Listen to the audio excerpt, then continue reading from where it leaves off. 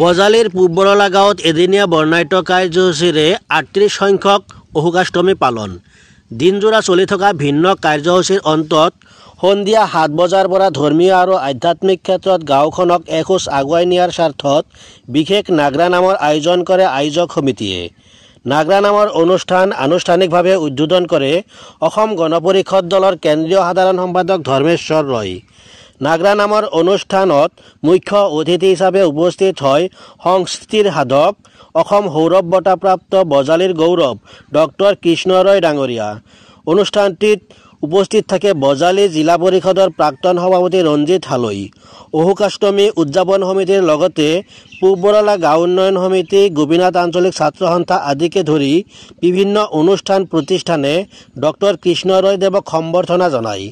বজালীৰ সাংবাদিক গণেশ কলিতাৰ সঞ্চালনত অনুষ্ঠিত অনুষ্ঠানত আমন্ত্ৰিত নাগৰা নামৰ পাঠিকা হীৰামণি বৈশ্যৰ নাগৰা নামৰ অনুষ্ঠান শ শ ৰাইজে উপভোগ কৰি আপ্লুত হয়।